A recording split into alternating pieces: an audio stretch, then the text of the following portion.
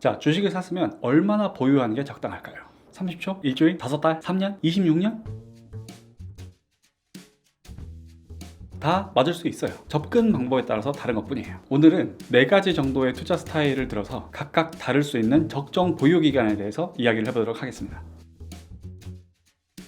먼저 트레이딩이 있어요. 트레이딩의 경우에는 기업 자체도 보기는 하지만 일시적으로 작용하는 수급이 제일 중요한 판단 기준이잖아요. 그래서 수급의 흐름을 따라서 짧게는 초 단위로, 길게는 며칠 단위로 주식을 사고 팔 수 있죠. 저는 잘 모르니까 더 이상의 자세한 설명은 생략하겠습니다.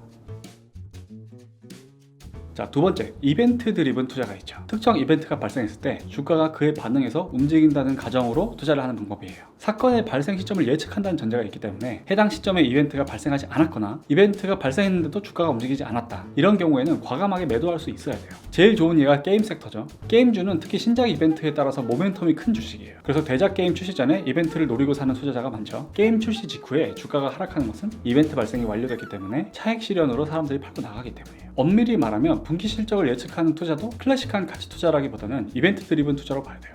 그렇기 때문에 가치 투자에서 흔히 얘기하는 장기적인 보유가 이런 투자에는 오히려 독이 될 수도 있어요. 분기 실적과 예상이 다르게 나왔을 때는 판단이 빨라야 돼요. 투자 아이디어의 훼손으로 보고 과감히 팔고 나올 것인지, 좀 더 기다려서 예측한 실적이 나올 때까지 홀딩을 할 것인지. 전략적 홀딩이랑 그냥 주가가 안 올라서 들고 있는 것은 완전히 달라요. 다시 강조할게요. 홀딩하는 것과 몰리는 것은 완전히 다른 이야기예요. 사실 단기 실적이나 그 외 이벤트를 노리고 투자를 한다면 성공과 실패에 상관없이 사전에 계획한 엑시트 시점을 지키는 것이 좋아요. 그래야 내 투자 판단에 대한 객관적인 복습이 가능하기 때문이에요. 이런 스타일의 투자는 짧게는 몇 개월, 길게는 2년 이내의 보유가 일반적입니다.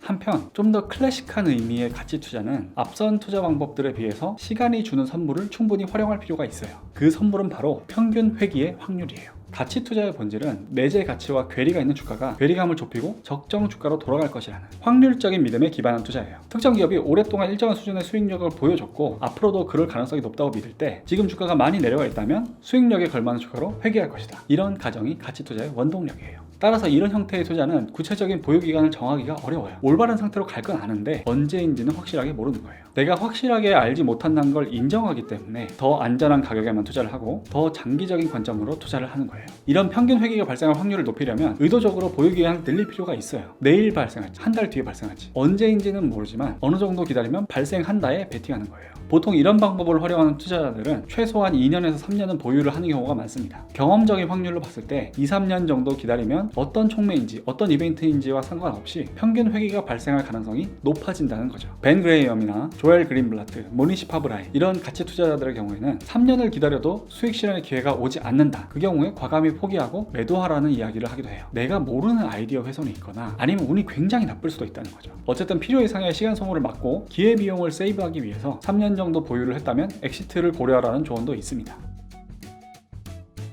마지막으로 동행 개념의 투자가 있어요. 이건 단순한 시세 차익을 떠나서 내가 이 회사의 동업자라고 생각하고 오랜 기간 벌어들인 수익을 함께 가져가는 거예요. 얼마 전에 언급한 바 있는 이른바 100배 주식에 대한 투자도 이런 방식과 비슷한 맥락을 갖고 있어요. 이렇게 투자를 할 때는 10년이고 20년이고 파는 게 아니에요. 이런 형태의 투자로 제일 성공한 사람이 누굴까요? 네, 그분이죠. 이건희 회장님이에요. 삼성전자를 100원일 때 투자한 거고요. 수십 년 동안 팔지 않고 외길로 보유한 거예요. 올해의 배당을 4,700억을 받으셨다고 해요.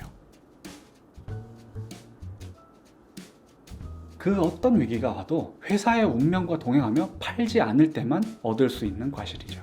오너나 창업가가 아니라 일반적인 투자자라면 이런 기회는 평생에 몇 번 오지 않는 것 같아요. 굉장한 안목과 판단력이 필요하고 때로는 더 나아 보이는 투자 기회가 찾아와도 의리를 지키는 자세도 필요해요. 이 의리라는 것은 혹시 내 안목이 잘못되면 상당히 많은 기회를 놓칠 수도 있다는 것을 감내하는 거예요. 그럼에도 이렇게 평생 동행할 수 있는 기업을 찾는 것은 투자자라면 누구나 갖고 있는 낭만적인 꿈이 아닐까, 그렇게 생각을 해봅니다.